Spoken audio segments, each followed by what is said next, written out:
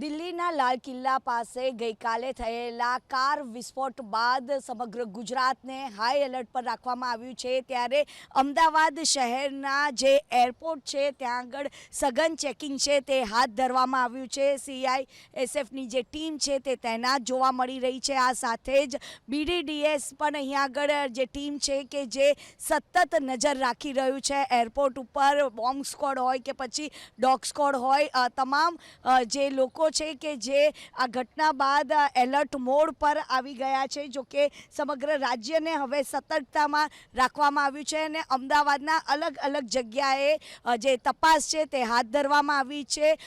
અમદાવાદનું જે railway station હોય કે પછી એરપોર્ટ હોય કે જ્યાં આગળ સુરક્ષાનો ચુસ્ત બંદોબસ્ત છે તે અહીંયા આગળ રાખવામાં આવ્યો છે। કોઈ પણ જાતની અનિચ્છનીય બનાવ ન બને તેની ખાસ કરીને જે તકેદારી છે તે રાખવામાં આવી રહી છે। કારણ કે અમદાવાદ શહેરનું જે આ એરપોર્ટ છે કે જ્યાં આગળ રોજબરોજ હજારોની સંખ્યામાં જે મુસાફરો હોય તે મુસાફરી કરતા હોય છે, ત્યારે આ તમામ આ જે ઘટના બની છે એને લઈને અને તેના ઉપર જે બાજ નજર છે તે અહીંયા આગળ રાખવામાં આવી રહી છે અને જે સુરક્ષા બંદોબસ્ત છે તેમાં વધારો કરવામાં આવ્યો છે। કેમેરામેન કમલેશ પટેલ સાથે રાજલ બારોટ, ABP અસ્મિતા, અમદાવાદ।